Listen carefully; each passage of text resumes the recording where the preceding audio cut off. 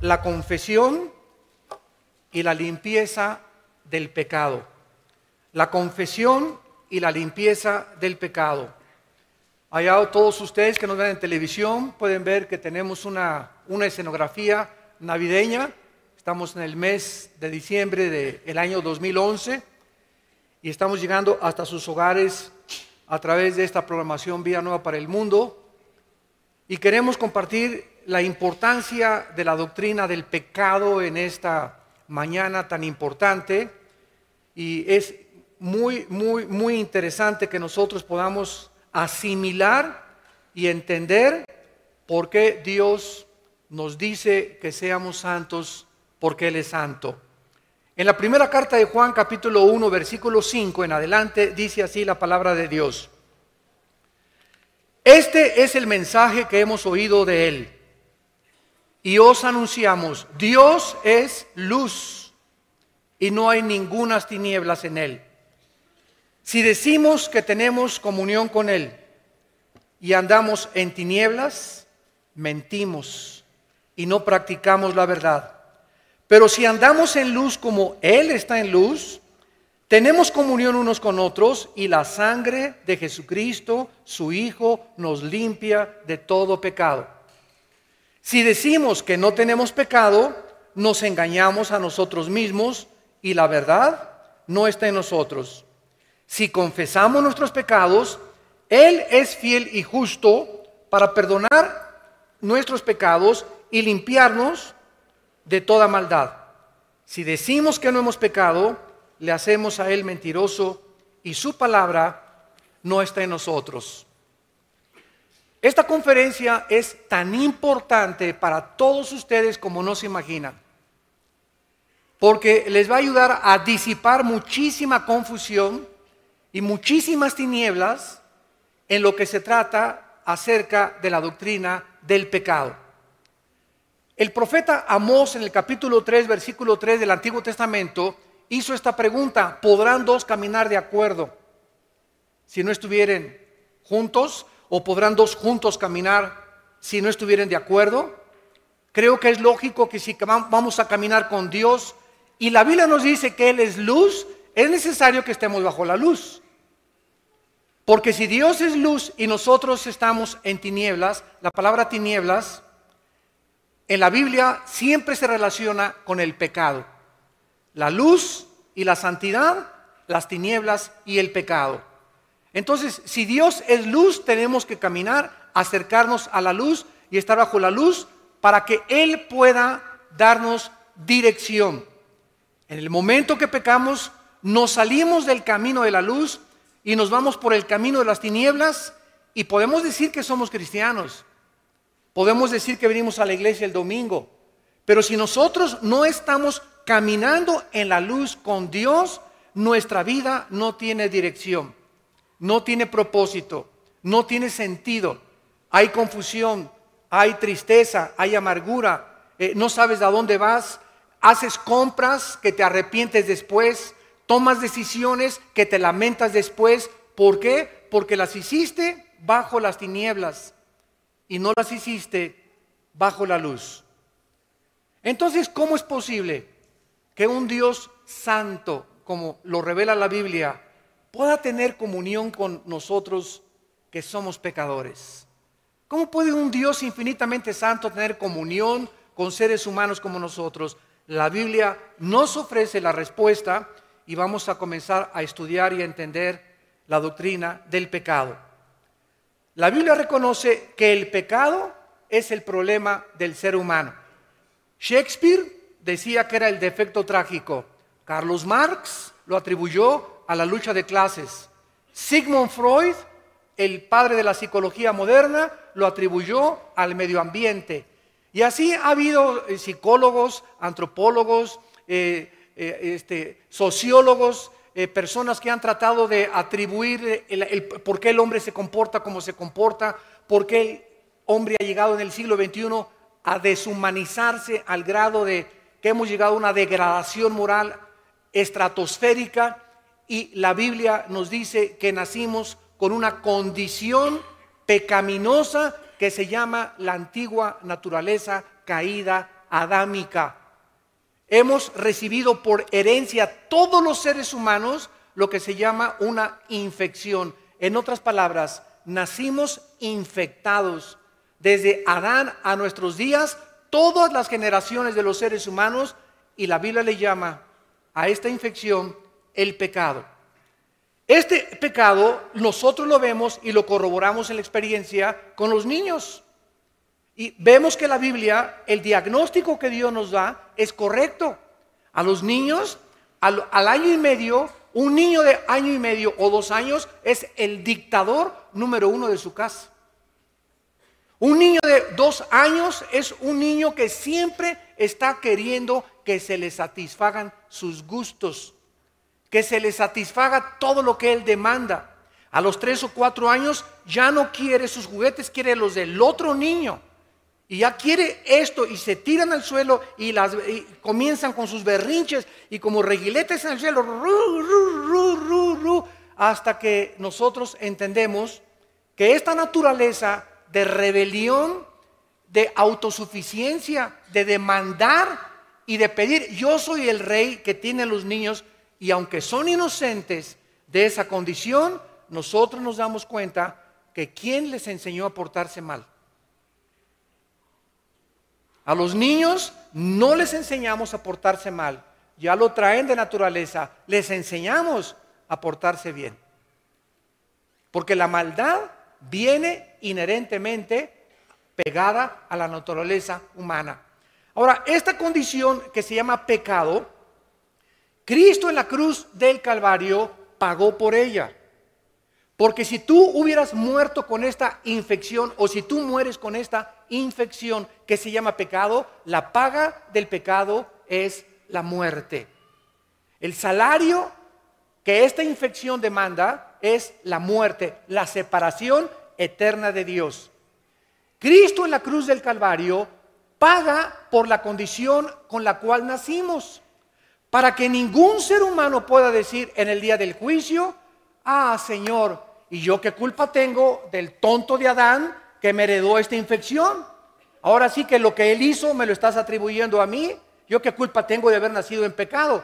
Bueno, para que toda boca se callara y para que nadie juzgara a Dios como un ser injusto, Dios mismo, Él mismo, paga por esta infección con la cual tú y yo nacimos. Y Dios nos dice que cuando Cristo muere en la cruz, Él paga por el castigo y la condenación eterna, que esta condición con la cual nacimos nos iba a llevar al infierno eternamente si Él no hubiera pagado por nosotros. Entonces, esta condición es la que pagó Cristo. Pero el cristiano que sabe que Cristo ya pagó por esta condición de pecado, dice la Biblia, Romanos 8:1, ya no hay ninguna condenación para el que está en Cristo Jesús. O sea, los cristianos ya fuimos juzgados por esta condición de pecado en la cruz del Calvario. Dice Juan 5:24, porque cualquiera que oye mi palabra y crea al que me envió, no vendrá a condenación. Esta palabra griega es krino, que significa juicio. El cristiano al morir ya no va al infierno, porque ya alguien pagó en la cruz por la condición con la que yo nací. Pero el cristiano que ya sabe que Cristo pagó por él, descubre que sigue haciendo malas acciones. Entonces pongan atención. Una cosa es en la Biblia la palabra pecado singular, otra cosa en la Biblia es la palabra pecados plural. Pecado, cuando veas en la Biblia singular, es la condición con la que nacimos, la que pagó Cristo en la cruz. Pecados son las acciones que se derivan de esta condición con la cual nacimos. Entonces, aunque tú te hubieras portado mejor que San Anselmo y que Santa Rita de Casia, y que al morir se descubriera que nunca rompiste ni un plato y que jamás le hiciste ninguna grosería a nadie, cosa que es imposible, ¿verdad? Desde luego, me estoy yendo al extremo. Si tú mueres, aunque no le haya hecho mal a nadie, te condenas al infierno. ¿Por qué? Porque la condenación no son por las acciones, sino por la condición con la cual naciste, que nunca fue cubierta bajo la sangre del Hijo de Dios. Entonces la gente está tratando de hacer buenas acciones, de portarse bien, tener una religión, persinarse, cumplir con su religión, etcétera, etcétera, para poder creer que Dios les da la entrada al cielo. Pero vuelvo a repetir, si la salvación fuera por hacer buenas obras, ¿para qué Cristo murió en la cruz? Fue un desperdicio. Dios nos hubiera dicho entonces, miren mis hijitos, mis chiquilines, se me portan bien, budistas, pórtense bien, católicos, pórtense bien, testigos de Jehová, pórtense bien, mormones, pórtense bien, judíos, pórtense bien, maometanos, pórtense bien. A todas las religiones, Dios hubiera dicho, todas las religiones salvan, solamente que todos se porten bien. Eso hubiera dicho Dios y Cristo no hubiera tenido que morir en la cruz. Pórtense bien, hagan lo mejor que puedan. Cumplan de vez en cuando con su religión, oren 3 veces al día y nos vemos en el cielo. Pero Cristo en el huerto de Getsemaní cayó de rodillas y al darse cuenta que no había ninguna otra manera en la que nosotros fuésemos perdonados por nuestros pecados, comenzó a sudar gotas de sangre. Y le dijo al Padre, Padre mío, si es posible, ¿qué no hay otra manera de que se salven? ¿No podría bajar Miguel el arcángel y morir por ellos? ¿No sería bueno que mejor les dijeras, pórtense bien mis niños, todas las religiones salvan con tal de que no hagan malas obras? Pero Cristo sabía lo que estaba establecido desde el Antiguo Testamento y que se encuentra en Hebreos 9:22. Sin derramamiento de sangre no hay perdón de pecados. Esta es la forma como el Dios de la Biblia escogió la salvación. Él es el soberano, el legislador de la moral, y no nos dejó a nosotros que nosotros tuviéramos la opción de decidir cómo nos vamos al cielo. Pero como el ser humano desconoce la Biblia, el ser humano inventó las religiones. ¿Y qué son las religiones? El esfuerzo de los seres humanos al desconocer la obra de Cristo y la palabra de Dios para poder hacer lo mejor que se pueda para poder entrar después de muertos al cielo y tener la vida eterna. Y así encontramos que los más grandes pecadores que podíamos nosotros mencionar, como Al Capone, el gángster de los 20s, 30s allá en Chicago, que en Navidad se vestía de Santa Claus y se ponía a darles dulces a los niños, y en Navidad se creía bueno, y llegaba enero y agarraba la ametralladora y comenzaba a matar a todo mundo. Pero en Navidad se persinaba y después se portaba como el anticristo. ¿Y cuánta gente, sin exagerar, se porta de la misma manera? Tienen un amante,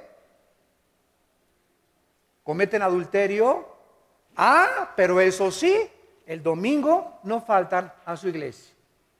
¿Cuánta gente sigue robando, sigue transando, sigue extorsionando, sigue dándole malos ejemplos a sus hijos, sigue siendo infiel a su esposo o a su esposa, pero el domingo están bien persinados hasta con la estampita de San Anselmo? Esta actitud Cristo le llamó hipocresía. La palabra hipócrita viene del griego, que es actor. La palabra actor viene del latín, que es una persona que se pone una máscara o actúa ante un público con una actuación especial que no es de él, con un papel que no le corresponde. Él está actuando, se mete el personaje en su vida y lo refleja ante el público. Ese es un actor. Y las personas que mejor manifiestan una actitud que no son de ellas, les dan un premio que se llama el Oscar en California cada año. Entonces, el cristiano que manifiesta una actitud y dice, yo estoy bien, yo soy cristiano, y sin embargo camina en las tinieblas, la Biblia dice, es una persona mentirosa, porque Dios es luz. Y si queremos caminar con Dios, tenemos que caminar en la luz. Ahora, vamos a Romanos capítulo 6.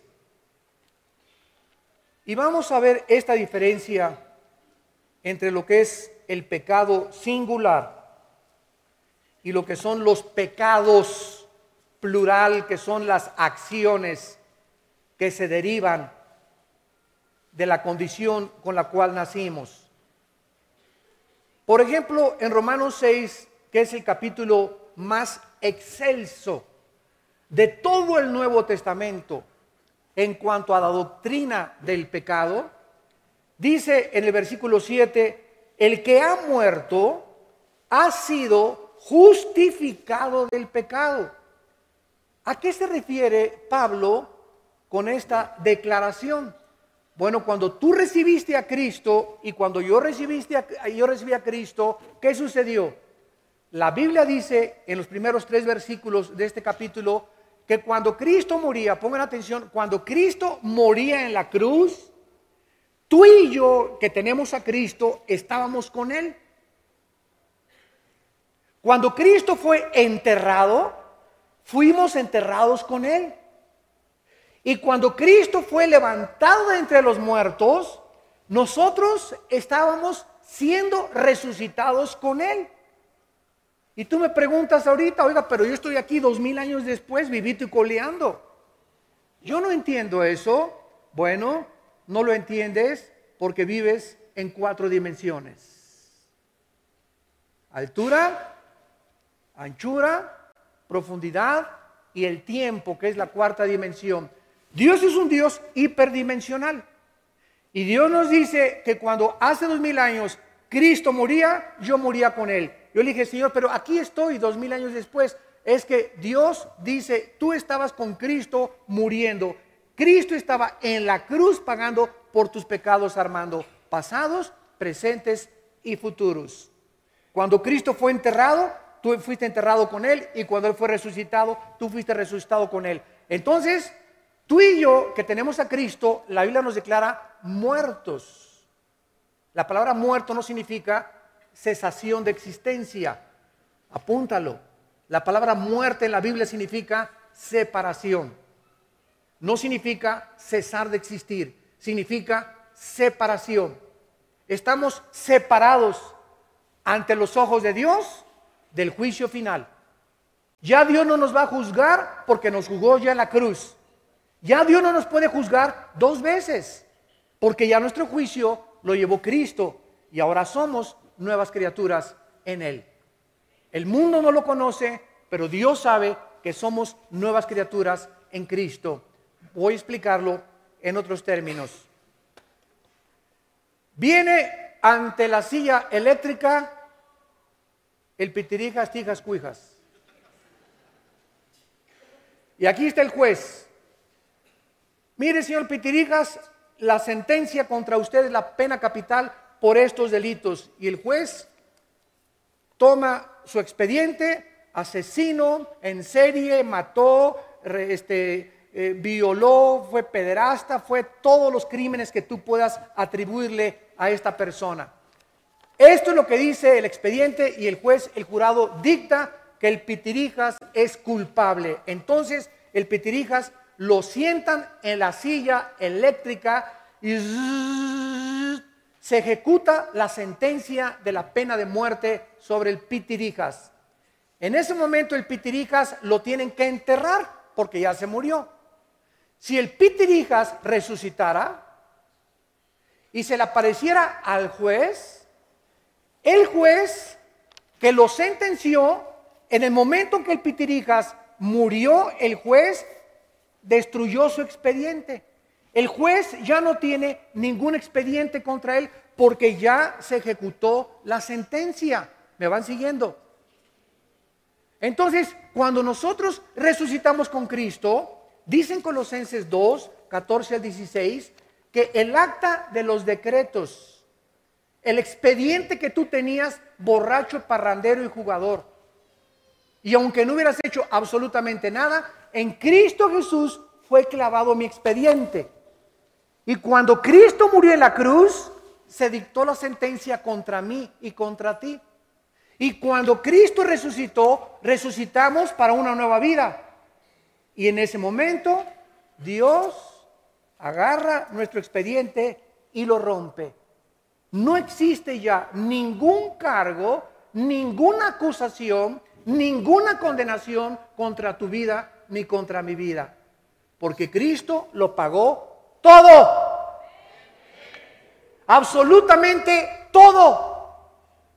Y ya no tengo que acordarme de lo que hice hace 5 años, de lo que hice hace 10 años, de lo que hice antes de que fuera cristiano, los 10 abortos que tuviste, mataste a 30 personas. No importa que tus pecados hayan sido tan negros como el carbón, la sangre de Cristo los limpió eternamente.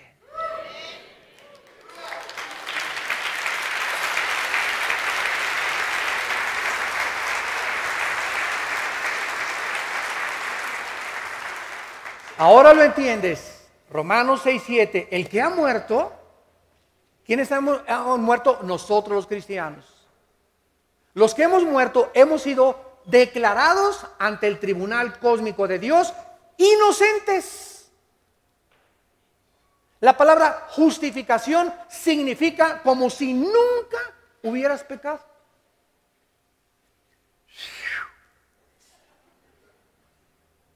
El ladrón junto a la cruz volteó y le dijo: Señor, acuérdate de mí cuando vengas en tu reino. Y los fariseos que están abajo en la cruz: ay, sí, qué fácil, ¿no? Después de todo lo que hiciste, ¿no? Ay, sí, sí, sí. Y Cristo le dice: hoy estarás conmigo en el paraíso. No le dijo: mira, te vas a tener que bajar y bautizar primero. Te vas a tener que bajar e irte a la villa, de rodillitas, ida y vuelta, desde Toluca. Vas a tener que hacer 3 o 4 asilos, vas a tener que cumplir 5 orfanatorios. En ese momento, cuando Cristo le da el perdón a un hombre que no merecía el perdón, y la pregunta es: ¿quién lo merece? ¿Quién de nosotros se atreve a levantar este dedo y decirle a alguien: tú eres más pecador que yo? Cuidado de ser un fariseo, porque fue lo que hicieron los fariseos en los tiempos de Cristo. Agarraron a una mujer: ven para acá, de las greñas, venga para acá, ahí échese. Señor, la ley dice que el adulterio es sentenciado a pena capital. ¿Tú qué dices? Y la pregunta es: ¿y el fulano con el que estaba? No, para que haya adulterio tienen que ser 2, ¿no? ¿Por qué ella? El machismo todavía que existía en el Medio Oriente y que existe todavía. A él no le hicieron nada, ¿verdad? Se fue hasta Acapulco de vacaciones. La ley dice que la muerte es a pedradas por adulterio. Cristo no hizo nada. Se inclinó en la tierra, Juan capítulo 8, y comenzó a escribir en la tierra. Y tal vez comenzó a escribir: no robarás, no perjurarás, no levantarás falso testimonio contra tu prójimo. Y los fariseos, cuando comenzaron a darse cuenta de que estaba Cristo escribiendo tal vez otros pecados que no eran el de adulterio, pero que eran pecados que podían también condenarlos, dijo Cristo: el que crea que no tiene ningún pecado, agarre la primera piedra y aviéntesela a la mujer. Y dice la Biblia que acusándolos su conciencia, uno por uno, desde el más pequeño hasta el más grande, se retiraron y no se atrevieron a matarla a pedradas. Y eso es lo que nos dice Dios a través de los siglos: el que esté libre de pecado sea capaz de arrojar la primera piedra. Nunca digas: es que esa es una prostituta, es que ese es un drogadicto, es que esa persona no merece el perdón. ¿Sabes una cosa? Tú y yo no merecíamos tampoco el perdón, y por la gracia hemos sido perdonados. ¿Sabes qué significa esto? Que si nosotros, ahora que somos cristianos, estamos dispuestos a condenar a alguien: es que usted no conoce a mi cuñado, pastor, y usted no sabe que estas personas, ¿sabes una cosa? Es que tú no eras una perita en dulce tampoco. Tú no eras una persona, ¿verdad?, que podrías decirse que te ibas a ir al cielo. Aunque no eras prostituta, ni borracho, parrandero, ni jugador, y te creas más bueno que otra persona, merecías tú también el juicio. Y Dios tuvo misericordia y nos perdonó, nos resucitó con Cristo. El acta de los decretos ha sido rota y dice la Biblia, nunca me acordaré jamás de tus pecados. Bueno, hemos visto la primera parte, de qué forma Dios se ocupó de la condición con la cual nacimos. Ahora bien, ya somos cristianos. Regresamos a Primera de Juan. Y descubrimos, ya siendo cristianos,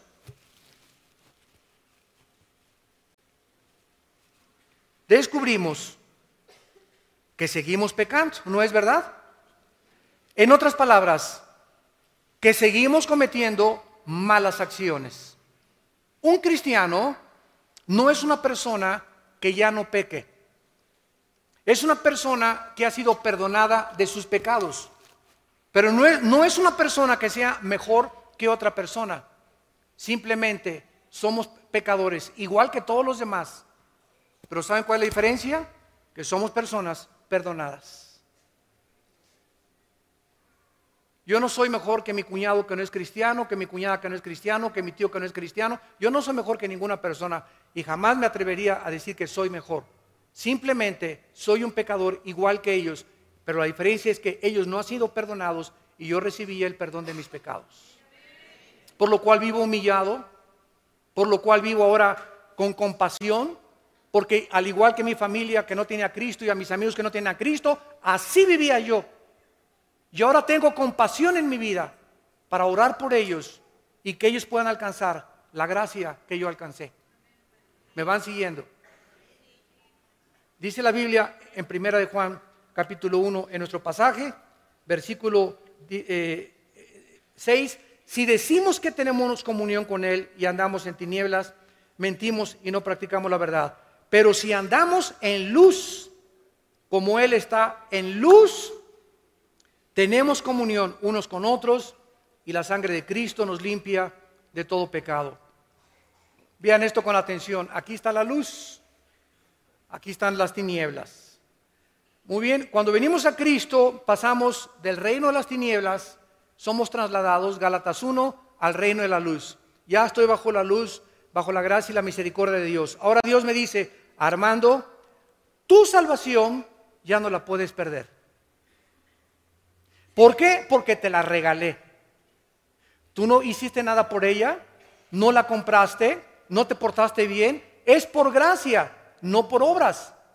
Pero ahora, si tú pecas, te vas a salir de la luz y vas a regresar a las tinieblas, no vas a dejar de ser cristiano, pero puedes regresar a las tinieblas y cuando estés en las tinieblas, cuando en tu vida haya pecado no confesado, el primer síntoma es que no te vas a poder relacionar ya con tus hermanos. Porque solamente estando en la luz podemos tener comunión. Si tú no te llevas con alguien, es porque tú estás en la luz y esa persona no está en la luz. Si tú eres una muchacha que estás guardando tu virginidad y tienes amigas que se acuestan con su novio, no te vas a poder llevar con ellas porque te van a perseguir, te van a criticar, se van a burlar de ti. Si tú eres un hombre que no te emborrachas con tus amigos o con tu familiar, te van a ver como bicho raro. ¿Por qué? Porque están en las tinieblas y tú estás en la luz. No hay nada común de comunión entre una persona que vive en pecado y una persona que vive en la luz. Solamente cuando vivimos en la luz podemos comunicarnos, tener compañerismo unos con otros, porque pensamos lo mismo, hacemos lo mismo, nuestras metas son las mismas porque estamos bajo la luz. Por eso no te puedes casar con una muchacha que vive en tinieblas. Fíjate, tú estás en la luz y nos casamos. Véngase para acá, mi nena. Y aquí está. Y se pone en terreno neutral. No hay terreno neutral. La persona que está en la luz dice, véngase, mi nena, para acá, la voy a convertir. No es cierto. Hasta que se convierta te casas. Se va a convertir cuando ya estemos casados. En la luna de miel le voy a hablar del Señor y le voy a cantar el cantar de los cantares, ¿verdad? Y nada de esto son puras suposiciones y especulaciones. No es verdad, no es verdad. Estás mintiendo, te estás engañando porque el pecado engaña. El momento que una persona se casa con una persona que no es cristiana, te sales de la luz porque te sales de la obediencia. Dios dice en 2 Corintios 6, 14, no te unas en yugo desigual con los incrédulos. Y si tú lo haces, ¿qué estás haciendo? ¿Qué es el pecado? Desobedecer a Dios. No me interesa lo que tú dices. Véngase para acá, mi nena. Nos cansamos y tú pasas de la luz a las tinieblas. Y lo más seguro es que ella o que él te arrastre a el mundo de las tinieblas. No vas a poder tener comunión con él, ni ella contigo, ni tú con él. Van a descubrir en la luna de miel o después de la luna de miel que no son afines.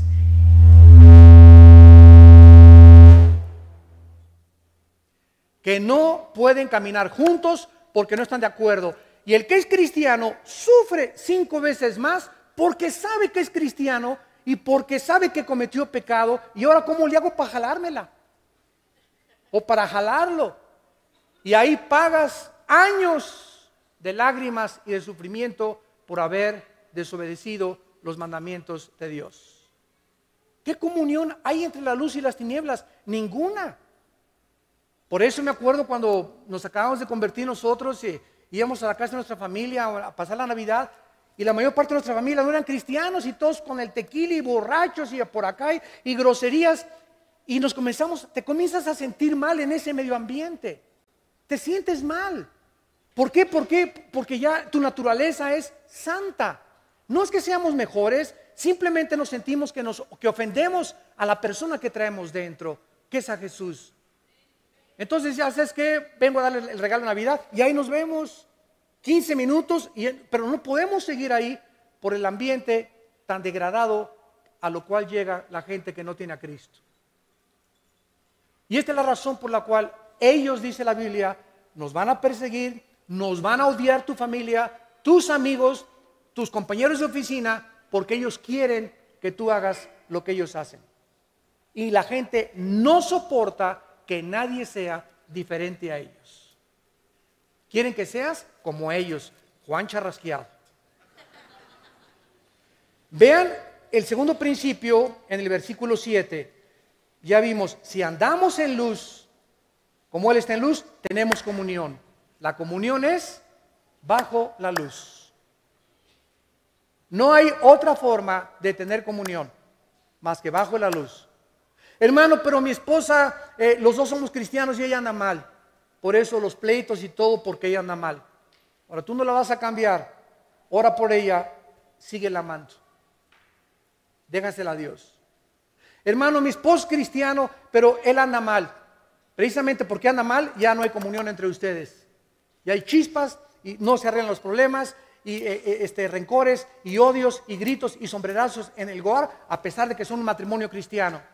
La esposa se da cuenta que él está mal, a sombrerazos no lo vas a cambiar. Híncate, síguelo amando a tu esposo y ora por él. Esta es la forma en la que nosotros traemos al que se ha bajado del barco para volverlo a subir al barco otra vez, mandándole el salvavidas de la gracia de Dios, orando por su alma y diciéndole: Señor, ten misericordia de mi esposo. Yo lo sigo amando, yo la sigo amando, pero tú eres el único que lo puedes cambiar o que la puedes cambiar. A menos que haya adulterio, ¿verdad? Que es la única justificación y abandono de hogar para que haya divorcio. Dice el versículo 7 que cuando andamos en luz, como Dios es luz, tenemos comunión, y vean esto con lupa y con microscopio. Y la sangre de Jesucristo, su Hijo, nos limpia de todo pecado. Vean esto con cuidado. Aquí está la luz, aquí está Dios. Aquí están las personas en tinieblas. La sangre de Cristo tiene efectividad bajo la luz, no bajo las tinieblas.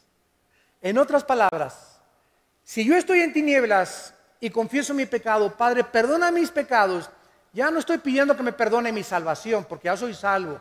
La salvación no la puedo perder. Estoy pidiendo perdón para mantener mi comunión con Dios. El cristiano que peca no pierde la salvación, pierde su comunión. Nos separamos de Dios en comunión.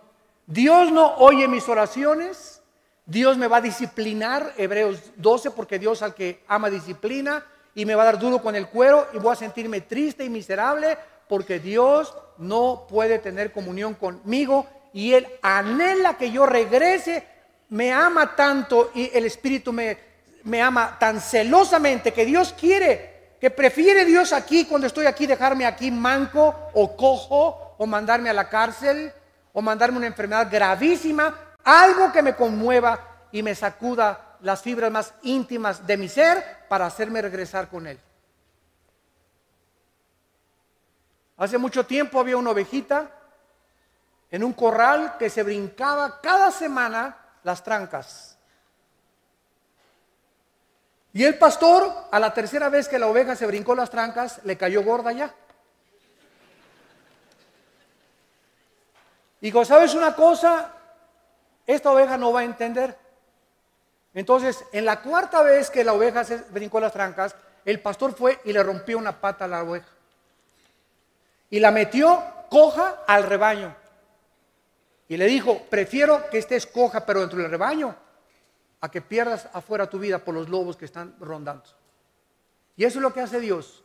Cuando estamos brincándonos sus leyes e insistiendo en que podemos pecar libremente sin que Él nos castigue, Dios va a mandar un juicio muy grande sobre tu vida. Y prefiere Dios, te repito, mandarte al hospital, que te secuestren, que te roben, que te pierdas la cabeza, lo que sea, con tal de que tú regreses al rebaño. Dice la Biblia en el Salmo 32, te haré entender y te enseñaré el camino en que debes andar. En 1 Corintios 11, del 32 en adelante, los corintios insistieron en pecar ya siendo cristianos. Y dice el apóstol Pablo, por esta razón muchos están enfermos. Y por esta razón muchos se mueren antes de tiempo. Dios comenzó a juzgar la iglesia de Corinto, mandando enfermedades, Dios y permitiendo que el diablo los enfermara y que muchos se murieran antes de tiempo. ¿Por qué? Porque no discernían el cuerpo en la cena del Señor y no querían santificarse ni confesar sus pecados. Entonces, si yo estoy aquí en tinieblas y estoy pecando, no le puedo decir, padre, bueno, soy adúltero, ¿verdad? Y me fui con mi secretaria. ¿Me perdonas, Diosito? Tú sabes que sí hay perdón, ¿verdad? Pero ¿sabes una cosa? El perdón es hasta que estás en la luz. Porque si estás aquí, me perdonas, pero ¿me la dejas seguir teniendo de secretaria? Te pido perdón por la pornografía, Señor, pero en el momento en el que tú le pides perdón aquí en las tinieblas, Padre, he pecado, he hecho lo malo ante ti, he adulterado, tengo pornografía, me he emborrachado, lo que haya sido, hasta que Dios vea que tú tomas un paso de acción. Señorita, por favor, aquí está su liquidación. Mi esposa yo no la quiere aquí de secretaria. Vas con la pornografía hoy mismo en la noche a tu casa, rompes esos videos, los sacas de la llanta de refacción que los tienes escondidos ahí en tu coche y los quemas, y cuando Dios ve que damos el paso del arrepentimiento, inmediatamente el arrepentimiento sincero nos lleva otra vez a la luz, y ahí la sangre de Cristo nos vuelve a lavar de todo pecado. Es en la luz donde la sangre tiene efectividad. ¿Y qué dice el versículo 9? Si confesamos nuestros pecados, es todo. ¿Qué significa confesar? es una palabra griega que significa ponerte de acuerdo con alguien de algo que hayas hecho. Antes de ser cristiano, lo único que dijimos fue: Señor, soy pecador. No le dije todos mis pecados a Dios para salvarme, o tú sí. En el desayuno ayer, ¿verdad? Mucha gente: Padre, reconozco que pecado, es todo, es pecado. Y viene la salvación y viene la gracia. Pero ya siendo cristianos, tenemos que hacer de la confesión un hábito. De cada vez que yo hago malo, ¿qué le digo a Dios? Esa pluma que yo me llevé tirada en la iglesia, Señor, tú le llamas pecado, me pongo de acuerdo contigo, porque es pecado, y voy y la devuelvo a los pastores. Me encontré esta pluma tirada, esta cartera tirada. Te pones de acuerdo con Dios, y cuando te pones de acuerdo con Dios, la sangre de Cristo te limpia de toda maldad. Hace algunos meses, les cuento este detalle rápidamente. Iba saliendo yo del aeropuerto de Dallas, ya venía yo para México, y me eché en reversa y le hice una bolladurita muy pequeña a un carro que estaba atrás de mí en el estacionamiento. No había nadie me estaba viendo. Y dije, pues, se lo pague su abuelita. Se los digo sinceramente, ¿no? Así somos de tremendos, ¿verdad? En ese momento no andaba muy espiritual yo. Y iba saliendo del estacionamiento, y así fue una cosa tan increíble lo que me sucedió, que vino a mi mente: si eres fiel en lo poco, en lo mucho lo serás. Y si eres infiel en lo poco, en lo mucho lo serás. Y en ese momento Dios me dijo: ¿qué prefieres? ¿Tener tu conciencia limpia de mí o llegar tarde a México?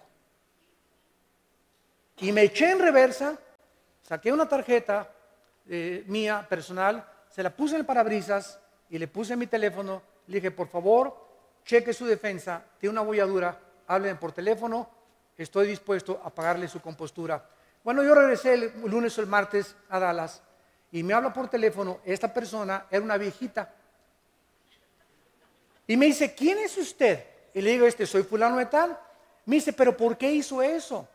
Y le dije: porque creo que es lo menos que puedo hacer siendo cristiano. Usted es cristiano, con razón, me dice. Y le digo: ¿por qué? Me dice: porque fíjese que se lo platiqué a mi hijo, y mi hijo dijo: solamente un loco podía hacer eso. Me llamó loco. Y le dije: ¿sabe una cosa? Es que Cristo, para la gente somos locos. Pero sabe una cosa, usted puede también tener esta salvación que Dios me ha dado a mí hace 30 años, hace 35 años me salvó el Señor, y Cristo puede hacer lo mismo para usted. Bueno, total de que esa señora, ¿verdad? La mandé a una iglesia ya cristiana, era mormona, se fue a otro lado, pero son detalles que Dios me ha puesto profundamente en mi corazón. Los pequeños detalles en que eres infiel, por ejemplo, aventar una cáscara de plátano por la ventana, o aventar una basura, ¿no? Etcétera, etcétera. Son cosas en las que haces inconscientemente, pero son cosas que haces y eres infiel. Y si eres infiel en eso, eres infiel en lo demás también. Hoy en la mañana, por ejemplo, yo venía por acá por el Libramiento y alguien me dice que me pasé un alto. Venía en mi Suburban, han hecho la raya, ni el semáforo vi. Y ahora que me llamaron la atención, le dije a Dios: perdona mi irresponsabilidad por querer llegar temprano a la iglesia. Ni vi el semáforo, que no sabía dónde estaba, pero como es Libramiento, ¿verdad? Órale. Y como ya casi no conozco los semáforos aquí en Toluca, ¿no? Pero le pedí perdón a Dios. ¿Por qué? Porque es una irresponsabilidad. Son detalles que consideramos insignificantes, pero tienen importancia para Dios. Porque Dios se fija en los pequeños detalles. Pero si confesamos, si nos ponemos de acuerdo: Padre, lo que hice yo hoy en la mañana y pasarme ese alto es un pecado ante tus ojos, la sangre de Cristo nos limpia de todo pecado. Ahora, ¿qué pasa cuando un cristiano no confiesa sus pecados? ¿Qué pasa cuando estás aquí? Entonces, ¿sabes lo que pasa? Se te amontonan 1, 2, 3 y 4. Un pecado da pie siempre a otro pecado. Nunca se queda ahí estático. El pecado crece. Es como el cáncer exactamente. El cáncer que es detectado a tiempo no se vuelve metástasis, porque se puede extraer la matriz o los pólipos cancerígenos o las células y te puedes salvar. Pero si te descuidas, crece el cáncer, se vuelve metástasis y ya no hay, desgraciadamente, solución. Es igualito el pecado. El pecado que a tiempo lo confiesas, ¿qué estás haciendo? Sensibilizándote al pecado para cada día pecar menos. Creo que ahora que regresamos del seminario de matrimonios de Acapulco, todos venían en el camión persinándose, ¿verdad? Reconocieron cuánto habían ofendido a su esposa. Otros reconocieron cuánto habían ofendido a su esposo, qué mal estaba su matrimonio, cómo han olvidado sus devocionales juntos, cómo han dejado de orar juntos. Y ahí Dios, para eso son los seminarios, para sensibilizar nuestra conciencia, hacernos reflexionar y regresar al camino de la luz. En el Salmo 19, el rey David, al darse cuenta lo sensible que debía ser al pecado y queriendo mantenerse como un varón conforme al corazón de Dios, le dijo en el Salmo 19, versículo 12 y 13. Dice David en el Salmo 19, 12 y le hace una pregunta a Dios: ¿quién podrá entender sus propios errores? ¿Quién se atreve a contestar esta pregunta en esta mañana? Qué fácil de contestar. ¿Cuál es la respuesta? Nadie. Nadie. Todos creemos que estamos bien. ¿No es verdad? Yo hoy en la mañana creía que estaba bien y no estuve bien al pasarme un alto. Alguien tuvo que venir y exhortarme, como dicen hebreos, exhórtense unos a otros para que no se endurezcan por el pecado. ¿Quién de ustedes tiene el bendito hábito de decirle a su esposa cada semana, si es que quieres crecer, mi amor, ¿qué has visto en mi vida, en estos días, en mi trato con nuestros hijos, en mi trato contigo, que no sea yo consistente a la palabra de Dios? Para muchos le va a sacar un periódico a la esposa, ¿verdad? Pero ok, ¿verdad?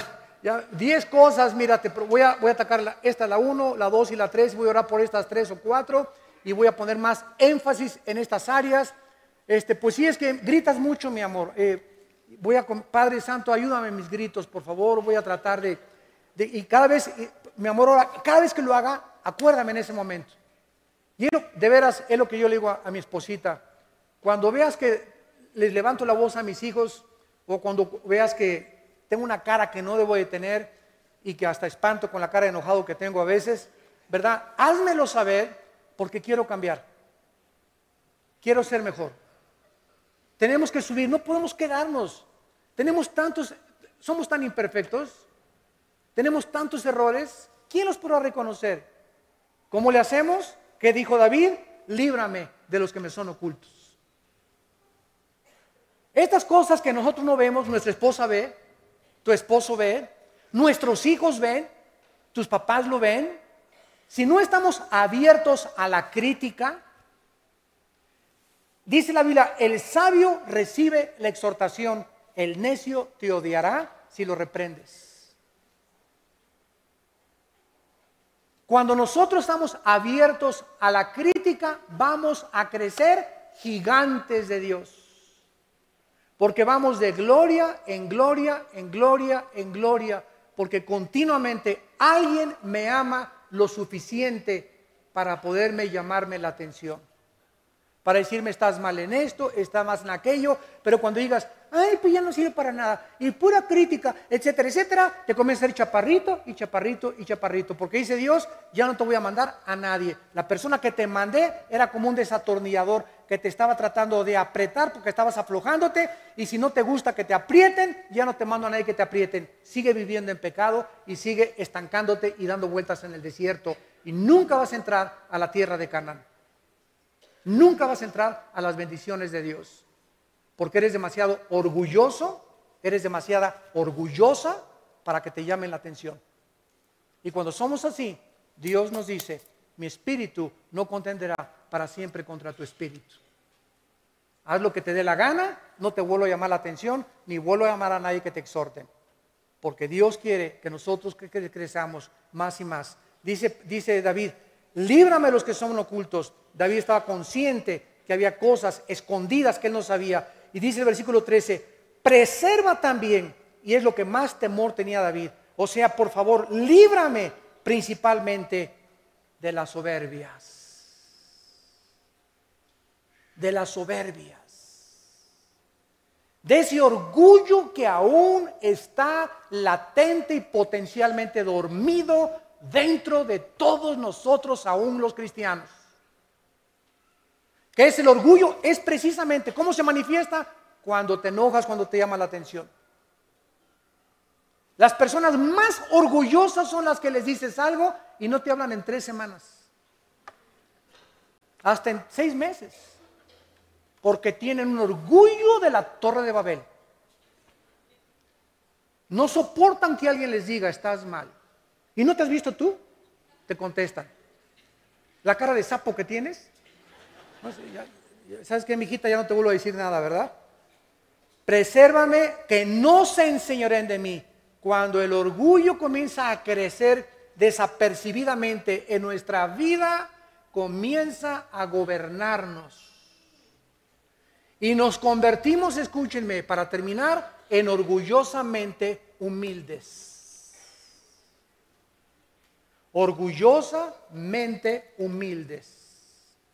Porque nos creemos humildes orgullosamente. Estoy orgulloso de mi humildad.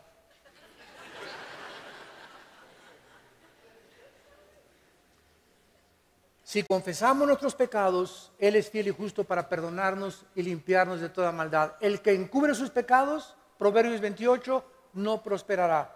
Mas el que los confiesa y se aparta, alcanzará misericordia. ¿No quisieran muchos de ustedes en esta mañana, en la que la Biblia, a través del Espíritu Santo, los ha ido convenciendo a cada uno de ustedes y a mí también, de nuestros pecados, de nuestros errores, de nuestras imperfecciones? ¿No quisieras en esta mañana ponerte a cuentas con Dios, confesarle tus pecados y salir por esa puerta con una paz que sobrepasa entendimiento y con la seguridad de que hemos sido lavados con la sangre de Cristo? Oremos. Gracias, Señor, por tu preciosa palabra. Gracias, Señor, por haber llevado nuestro juicio en la cruz y haber pagado por nuestra condenación eterna. Pero hemos comprendido que aún siendo cristianos y siendo nuevas criaturas, ahora nuestros pecados ya no nos hacen perder la obra que tú hiciste en la cruz, porque esta obra fue completa y terminada, consumada por la muerte de tu Hijo. Pero los pecados que cometemos, ya siendo cristianos, nos rompe nuestra comunión contigo. Nos separamos de ti. Y ya tú no tienes la oportunidad de dirigir nuestras vidas, de alumbrar nuestro camino. Leemos la Biblia y no la entendemos. Nos llenamos de irritabilidad. El odio comienza a llenar nuestro corazón y la falta de perdón, la envidia y el comenzar a creernos superiores a los demás. Viene la arrogancia intelectual y espiritual y comenzamos a alejarnos más y más de aquel que dio su vida en una cruz para que vivamos en la luz. En este momento, ahí desde tu lugar, examina tu conciencia y pídele perdón. Menciona, no le digas, perdona todos mis pecados. Eso lo hicimos en la salvación. Ahora Dios quiere que los confesemos uno por uno, para que te sensibilices y digas, esto que hice, tú le llamas pecado. La deuda que tengo y que me he hecho tonto en no pagar esa deuda, y a esa persona que le debo dinero, es pecado. Y ahora, Señor, le voy a abonar 50 pesos a la semana y voy a tratar de reparar el daño que le he hecho a mi esposa, las mentiras que le he dado a mis hijos, a mis padres. Pídele al Espíritu Santo que te examine. Él conoce tu vida, pero esos pecados ya no los guardes en tu corazón. Sácalos, porque te están destruyendo. Esos pecados están acortando tu vida. Esos pecados te están envenenando, porque solo la santidad nos puede ayudar a vivir una vida abundante, llena de sentido y de propósito para Dios. Padre, confesamos nuestros pecados y te damos gracias por la sangre de Cristo que nos limpia de todo pecado. Y con esta misma actitud, si alguno de ustedes aún no ha recibido a Cristo en su vida como su Salvador y como su Señor, hazlo en este momento, en que tu alma está tan preparada por el Espíritu Santo, y dile ahí desde tu lugar: mi Señor y mi Dios, he pecado contra ti, contra el cielo. Ya no soy digno que tú me recibas, pero por la sangre de Cristo, por lo que Él hizo en la cruz, perdóname. Lávame completamente de toda mi vida pasada. Transforma mi carácter. Transfórmame en una criatura nueva. Dame la vida eterna y el poder de vivir para ti. Porque creo que en la cruz Cristo pagó por mis pecados y resucitó de los muertos a los 3 días. En el nombre de Jesús. Amén.